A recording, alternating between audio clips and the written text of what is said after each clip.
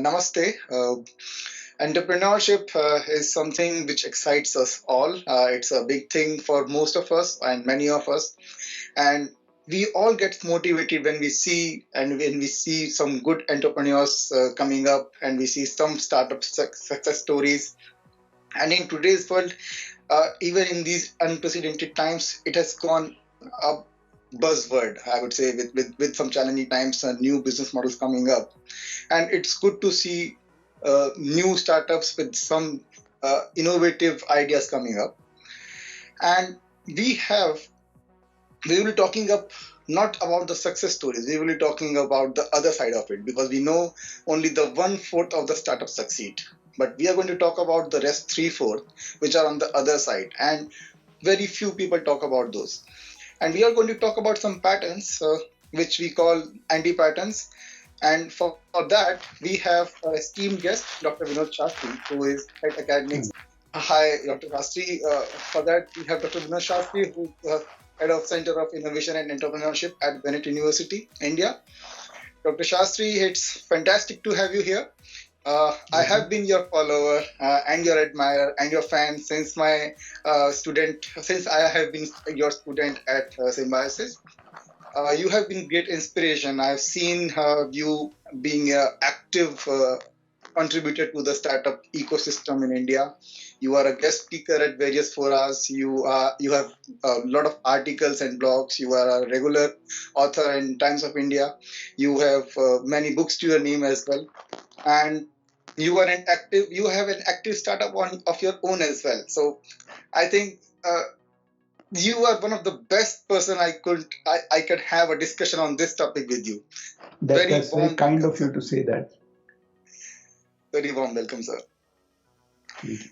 So, Dr. Shastri, I would say, as I said, we have a startup wave and we have a lot of business models coming up, innovative business models coming up. And we all know that these startups, we see, or most of the people see only the success part of it. Very few people see the rest 3/4. And these patterns are quite repetitive. I have been studying that many people do same mistakes many times, or same kind of mistake is done by many people. So what's a common view on these anti-patterns? You're absolutely right, Mudit. When you say that the rest 3/4 are really the neglected lot, but of course, very potent in terms of learning for any budding entrepreneur. And the patterns that we typically see are, the ideas that the entrepreneurs come out with are devoid of any input from their potential customers. I mean, if you were to ask me one reason or one pattern that causes most of the failures is this: that people typically seem to come up with a solution for a problem that they have not yet identified. I mean, it may sound, very funny. It may sound very stupid as well, because the moment you use the word solution, then you presume the existence of a problem. But when it comes to entrepreneurship, that doesn't seem to be the case. And people first come up with an idea which is in the form of a solution, and then they start looking for the problem that people are actually facing. So I don't want to, of course, name any particular startup, because even they might watch, because my examples would obviously come from my own network, and if those people watch, they may not really like to be mentioned this way. So I have to probably speak in general terms, that this seems to be the foremost reason that you have not identified a problem, and particularly, as I always like to stress upon, a problem worth solving, and then you're already ready with the solution, and then you are full of yourself. Yes. What happens is, when you come out with a solution, you are full of yourself. You start loving it, because it's like a baby. I'm not saying there's anything wrong in that, but you fall in love with your baby, and then it becomes extremely difficult then to take any kind of criticism on it. And then when that happens, then you get trapped, and you start justifying what you have already done, right? Because it's your baby. I'm again insisting that. Yes. So you're doing it with all love. I'm not even saying that you're defending because that's the natural reaction. No, it's a very passionate reaction because you're in love with your idea. So that I think is the most visible pattern in these failures. Yeah, very valid thing, sir. Uh, but Dr. Shastri, one thing I have noticed, and when I speak to many colleagues, friends who are either interested to start something of their own or who have already started or in the early stage, they say that I have something, the same thing which you are saying, that I have something which I want to start, but I'm not able to find a solution. Sorry, I'm not able to find a problem. What should I do? I want to do something, but I don't have an idea to find a problem. They have Right. maybe 4 or 5 different options, but they are not clear. So what's any if you want to say give a thumbs rule or some one to suggest sentence as an advice to them? I think, Mudit, what might happen is, I might say something, that I might want it to, sound very profound, but it's actually a no-brainer. So what you need to do is absolutely simple. You need to speak to the potential customers. If for your solution or your idea that you have come out with, who is the likely customer, then go speak to a few of those. If you don't have a solution and you are looking for a problem worth solving, again, it's the same thing. Go to the people around you. Then, in that case, I'm not saying a potential customer, I'm just saying people around you, and Yes. just observe them, just empathize with them, feel like them, and then you'll be able to identify the problems. And in some cases you need not even go that far. You just need to look inwards, because you're also a customer of so many User. things, isn't Yes. it? You're also a user and consumer of so many things, so it's not always outside. But the problem is, when you first come out with that idea, when the bell rings in the form of a solution, then you've kind of lost it. Because then you get into that trap which I mentioned earlier, which I don't want to repeat. So I think the key is in keeping on speaking to people. If you have decided that you want to become an entrepreneur, then you need to start looking at everybody else from that lens of a potential customer Yes. or a potential consumer or a user. If you don't like the word customer, then user or consumer is a decent enough word, because you may not want to look at maybe your own relatives as potential customers. You may start feeling that am I kind of abusing that relationship and kind of going to force them to buy something from me. So forget about the word customer. Yeah. User is a beautiful word, and in that context, I'm sure that your viewers have heard of something called as design thinking, which is Right. essentially a problem-solving methodology. Uh, for some, it may even be old wine in new bottle, but even if we keep that sort of criticism aside, you cannot neglect the fact that design thinking teaches you user centricity. And I think it Exactly. is that user centricity. I can talk of 10 things, but if I have to pick one, just like, I picked up that one pattern about failure, then this would be one piece of advice: user centricity. So look at people around you as potential users of your solution, and then you'll be able to find out what are the problems that they are facing.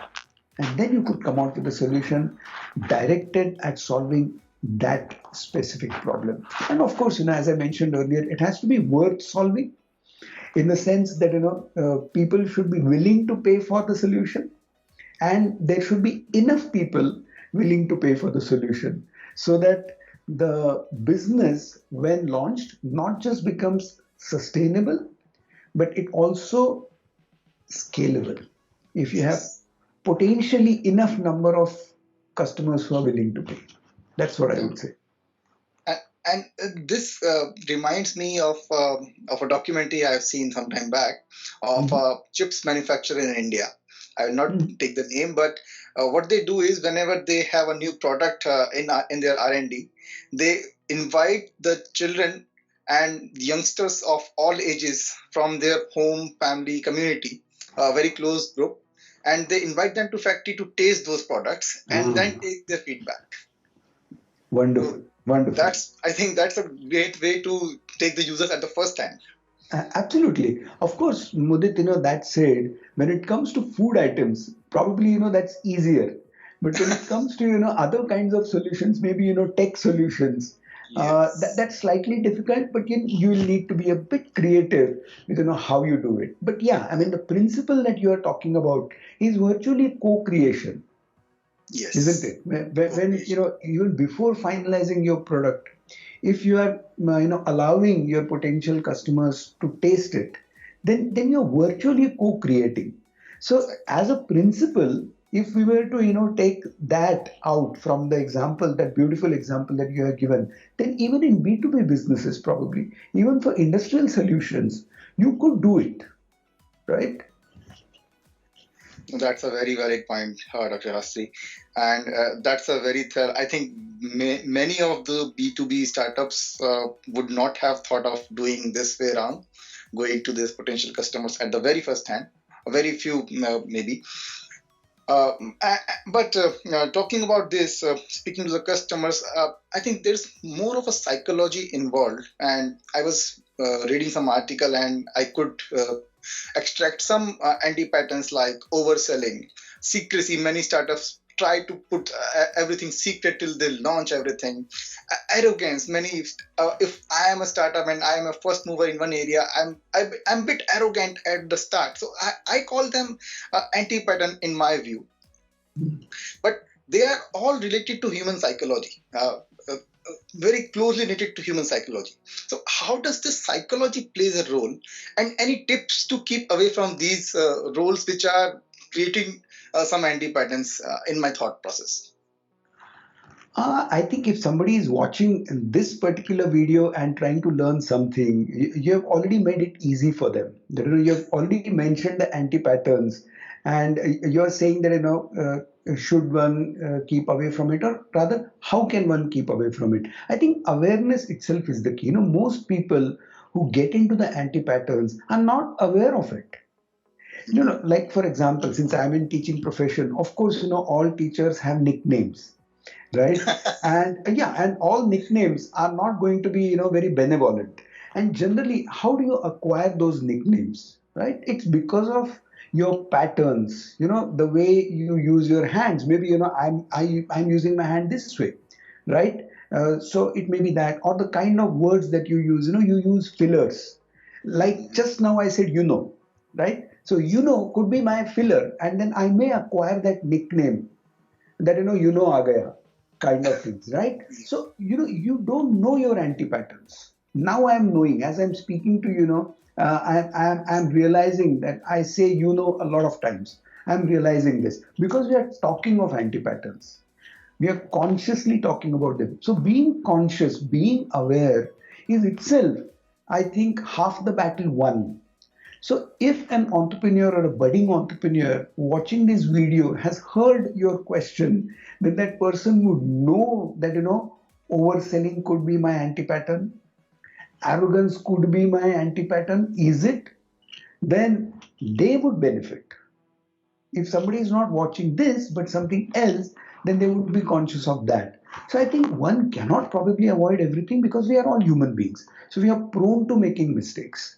But if we read about entrepreneurs, entrepreneurial stories, see, and every success story also has a hidden failure story. Sometimes it's not even hidden, it's a part of their journey. But we are looking at the fag end of success, so we may not realize that there were failures along the way, or we may not pay too much attention to that because we are more concerned with the success of it. So being aware of what others are doing and how they are going wrong could be one key. You spoke about a beautiful point, that of psychology. So since both sides, there are human beings, Psychology is bound to play a role there.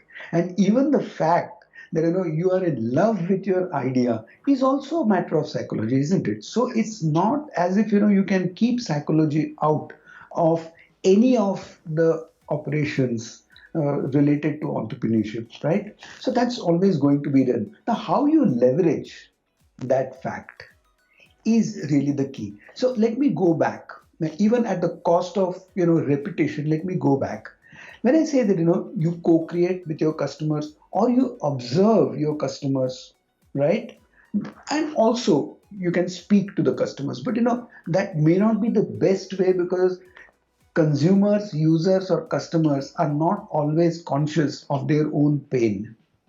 And many famous entrepreneurs would have said, and Steve Jobs famously said that if I had asked my customers, probably they would not have said what we were thinking, and then something that became widely accepted. Customers may not be aware, or consumers may not be aware.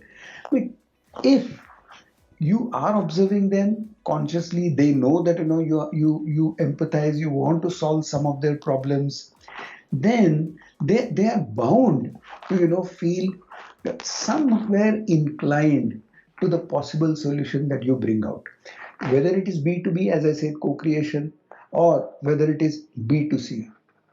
If the potential consumer or the user is convinced that you are actually creating something in response to a problem or pain point that I am facing, then I'm bound to be inclined to use your solution.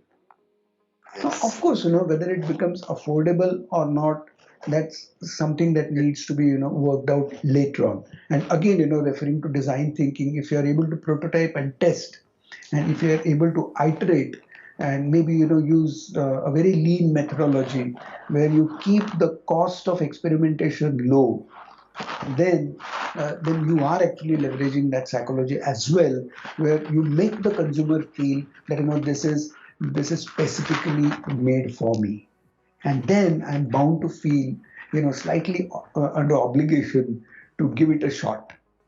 And so I think that will work as long as there are human beings on both sides. Yes. Psychology can be leveraged for sure. I think it's a balance because yes, as you gave that Apple example, iPad is something the product out of that Steve Jobs thinking, which no one would have wondered.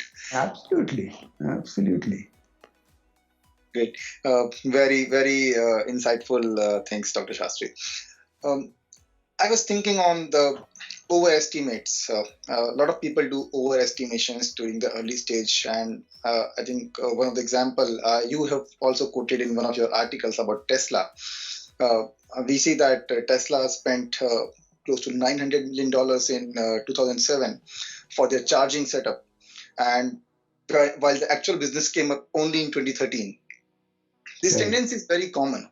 But is Correct. there any magic formula to not to overestimate? I wish there was, but I'll tell you, why this happens, right? Now, particularly because, our audience is going to be primarily from India. So let's take the Indian scenario. Mm, Uh, we are always, constantly reminded of our size, right?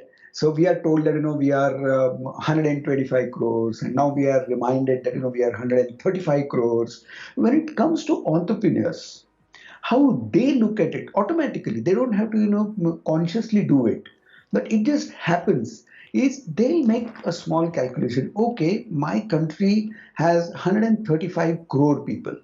Okay, and how many customers do I need?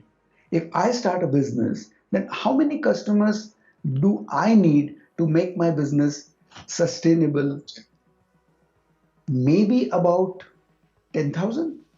If I have 10,000 regular customers for a product X or a service X that I'm going to bring to the market, 10,000 out of 135 crores. Now, what's the percentage? I'm not good at maths, Mudit, but you can make the calculation. But I can assure you that it's going to be point a few zeros and then maybe a one. Right? Now, when that happens, again, as I said, we are all human beings. We are bound to feel that I just need a 0.0000 whatever 1% of the total market. Population, yeah. So that's nothing. That's going to be a cakewalk. And we completely forget, as entrepreneurs, I'm saying we completely forget this 135 crores is a completely misleading number. They are not our potential customers. They're just a population. My potential customers start from where I am. So if I start from my near and dear ones and try to assess, would they buy this product if it was not prepared by me? If it was not introduced by me, would they buy it?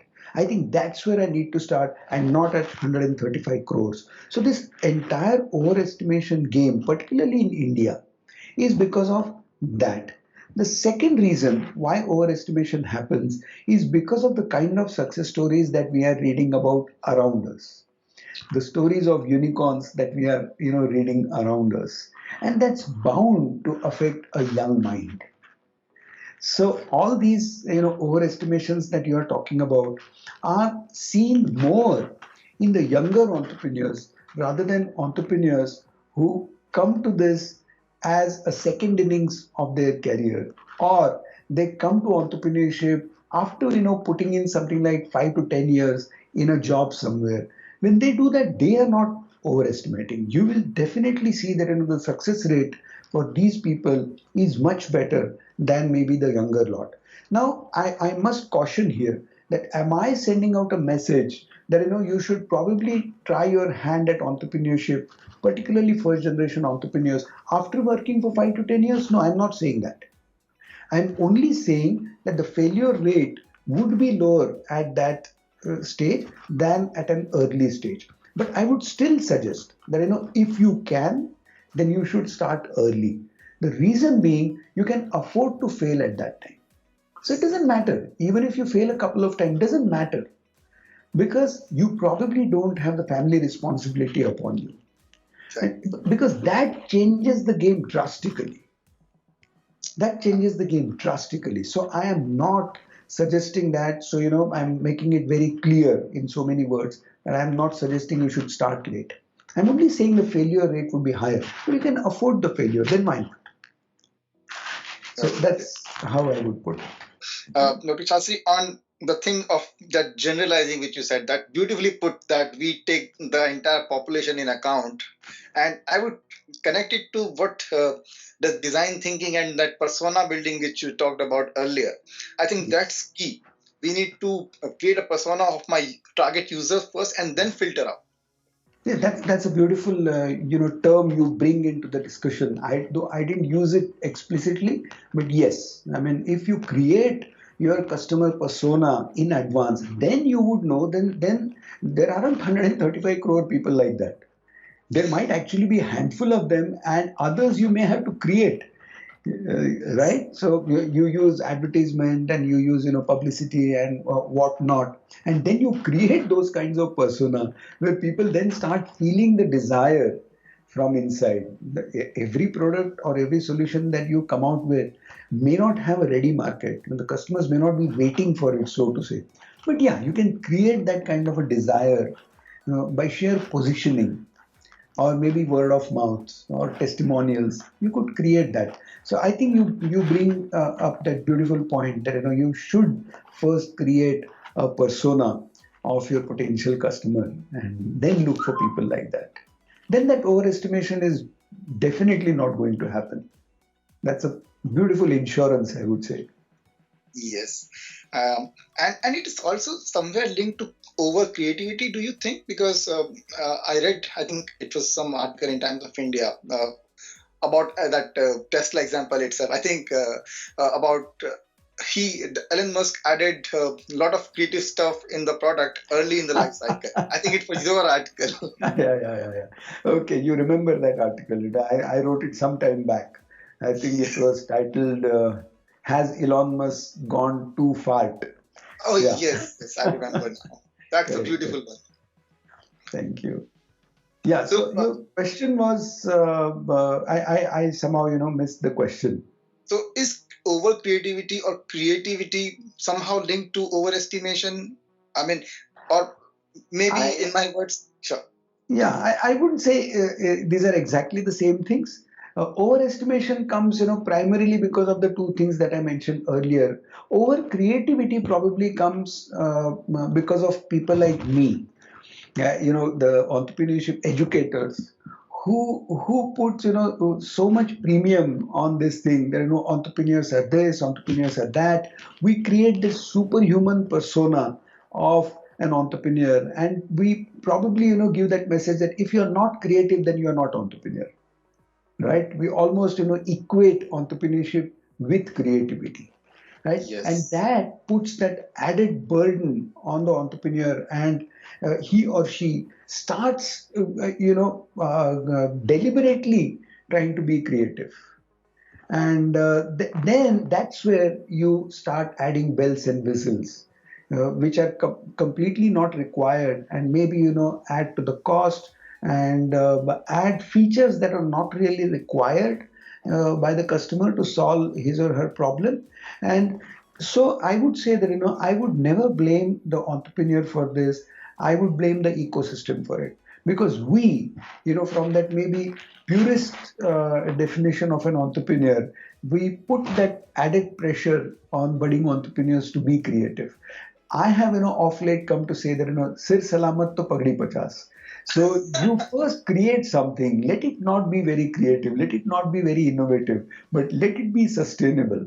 It's okay even if you sell tea, let it become sustainable. Creativity can come at a later stage. It's a So journey, yeah. absolutely. So don't put that pressure upon you right in the beginning. Mhm. Because the more creative you try to become, the more resistance would there be, and you will have to, hard sell it.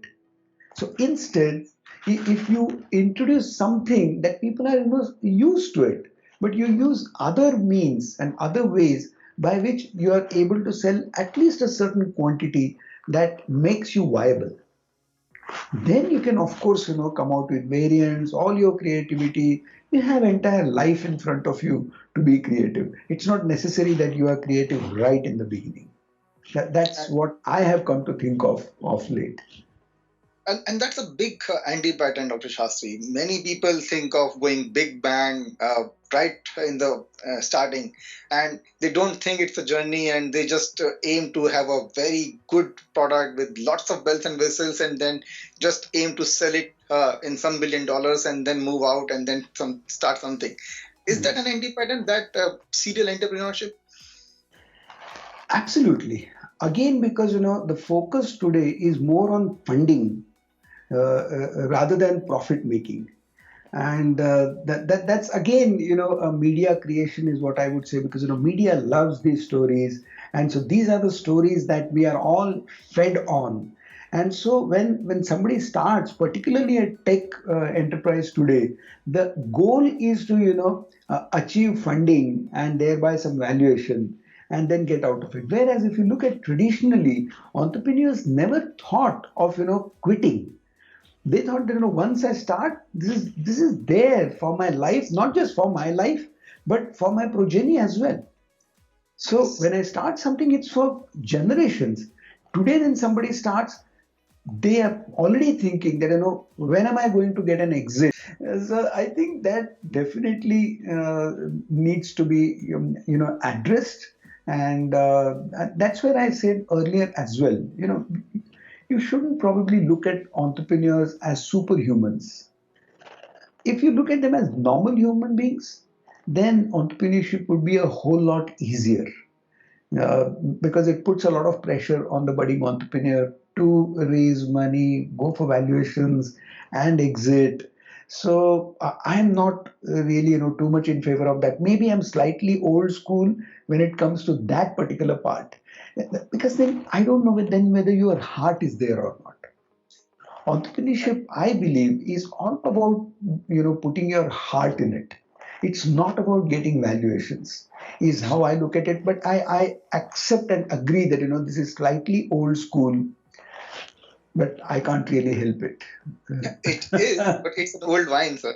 And why I say, Dr. Shastri, it is old school thought, and it is an old wine because as you said that if I'm starting something, it's my baby, and if I don't have an heart, I will not nourish that baby properly. I'll So give you an example, Mudit. Because as you said, I have a business of my own, and it's a restaurant. Again, I'm not specifically naming it because I don't want to use this platform as a publicity platform, right? So, being a restaurant, typically what restaurants do is, within 6 to 9 months of their existence, as a thumb rule, I'm saying, they'll take that call whether to continue this business or to close down.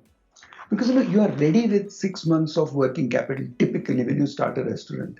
yes, If you're not breaking even by then, you would somehow spend another 3 months hoping that you can turn the corner and struggling to raise that working capital during that period. When you are unable to do both, when you are unable to turn the corner and when you are unable to raise additional working capital, you would quit. But what we did, I'm not the only one, I have two partners. But what we collectively observed was that, okay, we are making losses. And, conventional wisdom says that we should quit and close down. But we did not do that for the simple reason that we saw the same customers coming back. uh-huh. And we said, why did we start this business? Did we start the business to make money? No. We had an idea. We wanted to convert that idea into reality. And is it working? It's working so beautifully because the same customers keep coming. They tell us such beautiful stories. There are people telling us that we come here daily, we come here weekly. Whenever we come to Pune, we always come to your place. Things like that. And when that happens, my staff knew the customers by name.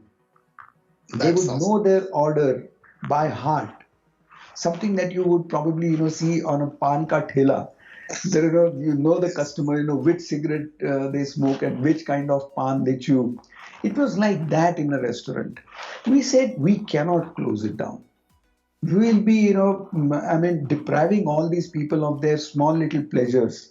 And we said we are not dependent on it financially. So let's continue it. And would you believe, Mudit, you of course know the story that for 3.5 years we continued making losses. 3.5 years. That's a very long time. Very long time for a restaurant business. If you're in any other kind of business, maybe you continue, you get funding, you get valuations, stuff like that. This was all our money that we were putting in, but our heart was in it, Yes. and we turned the corner after that. So Oh, I'm not, when I said whatever I said earlier about having your heart in entrepreneurship, I was not making statements. I've lived it. And even now, with the pandemic, we are struggling. We are struggling. Definitely, we are struggling. of course.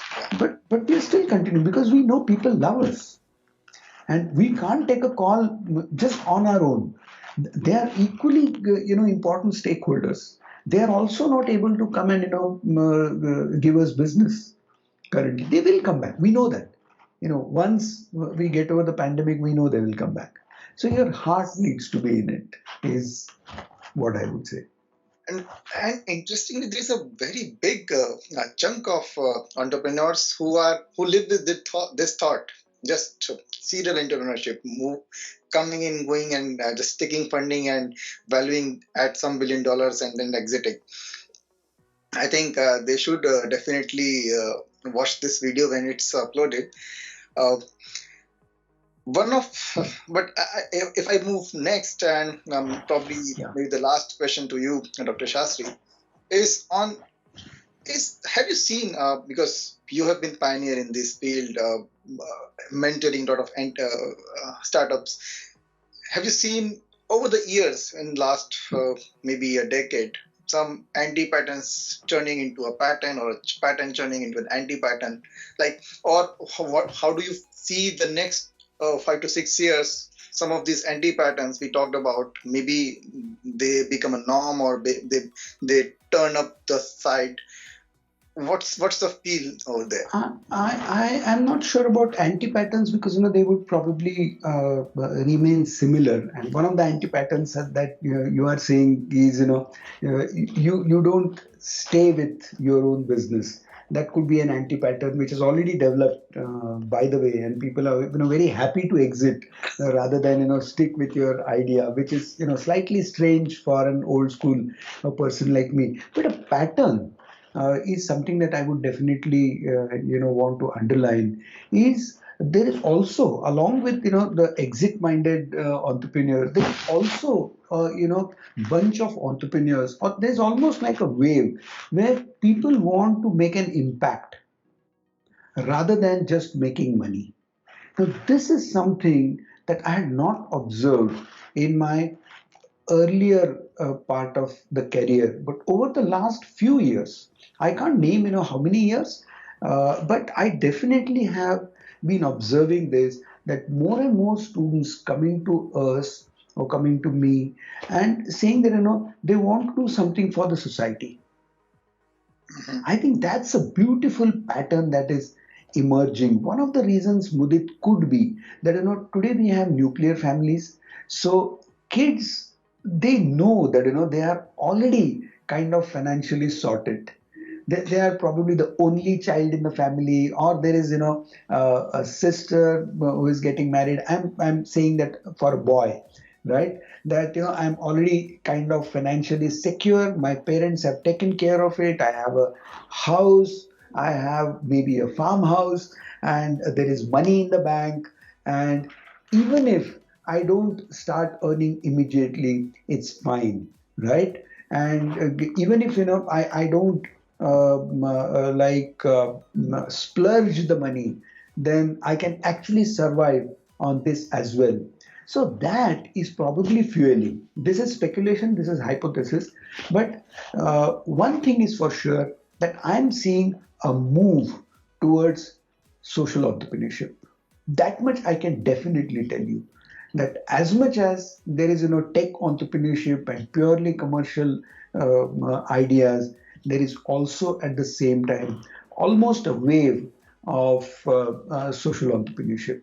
And even with proper commercial ventures, there is an effort to be useful to the society, to make an impact on a larger section of the society, not just the customer as one of the stakeholders, but could they bring other stakeholders into the scheme of things? That is something I'm seeing young entrepreneurs very consciously thinking of. I don't know how it has emerged, but one of my theories, as I said, that people are not very money oriented, Yes, money right? is the secondary. It's a reward which Money comes is later. secondary. Money is secondary. But even earlier, when I said about exit, it's not still about money, but it's still getting out of this, getting into something else, and getting into that cycle. Not money for the sake of money. That anyways has become secondary, by the way. So let me, clarify myself, because maybe because of the earlier interaction, it might come across as, that I think that people who are exit minded are money minded. I didn't mean that. It's their way of, moving on with their lives. None of these two categories is really money minded. But they both want to make a difference to the society, but there are pure social entrepreneurs as well, entrepreneurs as well, who are coming out, uh, particularly out of campuses, is what I feel, because they're exposed to multiple stories of social entrepreneurship as well. I can very well relate to that social. I mean, some of the social entrepreneurs, Dr. Shastri, and one of the budding social entrepreneurs is your student. I know he is doing very well in some part of North India, and I was yesterday itself. I was watching his interview on TV. So that's Ah, really good to know, really good to see yes, and yes. relate, Mm, and that's really inspiring as well. And not absolutely. just that, I also relate to when you say that a lot of people are contained, or they are settled in terms of money, and they want to do something because they are in nuclear families. I can relate to it because I have many friends who are in such a case. Oh, okay. So yes, they and with the especially with the next generation, they are having a lot of good ideas. I don't know because they are more exposed to the outer world. They are exposed uh, earlier than us. Maybe that's the case, but they are more aware. They are more, and internet is one of the best things they have got very early in their ages. True. Great, Dr. Shastri. It was really nice. Any one sentence or any tip you want to give to people who are starting, where they can avoid usage of any anti-patterns as a last tip to the budding entrepreneurs? I think I may need to repeat myself, Mudit, because you said that if you want to avoid anti patterns, I think being closer to your user. Yeah. So coincidentally, it rhymed. So closer to user, if you really want to use it that way. Exactly, being closer to user and being closer to people, and obviously with the social entrepreneurship, the ecosystem includes not, as you said, not just the users. It also includes the community. So one product is helping many communities within the society, and that's a wonderful example which I watched on the TV yesterday, and that was really nice talking to you, Dr. Shastri. Yes, my pleasure, Mudit. Thank you so much for having me on your show, and it has given me an opportunity to express my thoughts. With your help, my thoughts are likely to reach a wider audience than my own immediate students. So thank you so much, and wish you all the best personally and also to your platform. Thank you so much. Thank you very much, Dr. Shastri.